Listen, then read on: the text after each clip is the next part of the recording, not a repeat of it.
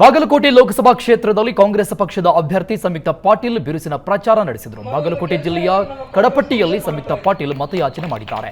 ಬಳಿಕ ಜಮಖಂಡಿಯಲ್ಲಿ ಕಾಂಗ್ರೆಸ್ ಪ್ರಚಾರ ಸಭೆ ನಡೆಸಲಾಯಿತು. ಸಮಾವೇಶಕ್ಕೆ ಸಚಿವ ಸಂತೋಷ್ ಲಾಡ್ ಚಾಲನೆ ಕೊಟ್ಟರು.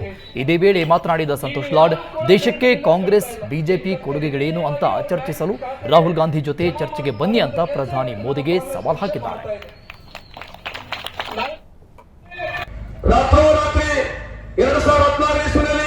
नरेंद्र मोदी और बंधु, मेरे प्यारे देशवासियों, मुझे 50 दिन का मोहलत दे दीजिए.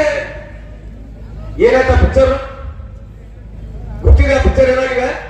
15,50,000 ಕೋಟಿ ನೋಟು. ದಯವಿಟ್ಟು ಕೇಳಿಸ್ಕೋಬೇಕು. 15,50,000 ಕೋಟಿ ನೋಟು ರಾತ್ರೋರಾತ್ರಿ ಬಂದು ರದ್ದು ಮಾಡಿ ಇದರಲ್ಲಿ 3 ಲಕ್ಷ ಕೋಟಿ ಕಪ್ಪಣೆ ಇದೆ. ಇದನ್ನ ಸರಿ ಹಿಡಿಬೇಕಂತ ಹೇಳಿರ್ತಕ್ಕಂಥದ್ದು ಕಾಂಗ್ರೆಸ್ನವರಲ್ಲ, ಪ್ರಧಾನಮಂತ್ರಿ ನರೇಂದ್ರ ಮೋದಿ ಅವರು. ಇವತ್ತು ಮನೆ ತಾನೇ ಸುಪ್ರೀಂ ಕೋರ್ಟ್ ಒಂದು ನೋಟಿಸ್ ಕೊಟ್ಟಿದೆ. ಆ ಕಪ್ಪಣ ಸಂಪೂರ್ಣ 15,50,000 ಕೋಟಿ ನೋಟ್ ಬ್ಯಾಂಕಿಗೆ ಹೋಯ್ತು. ಆ 3 ಲಕ್ಷ ಕೋಟಿ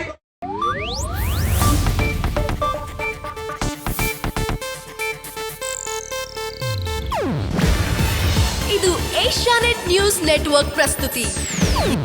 ನೀವು ನೋಡ್ತಿದ್ದೀರಾ ಏಷ್ಯಾನೆಟ್ ಸುವರ್ಣ ನ್ಯೂಸ್.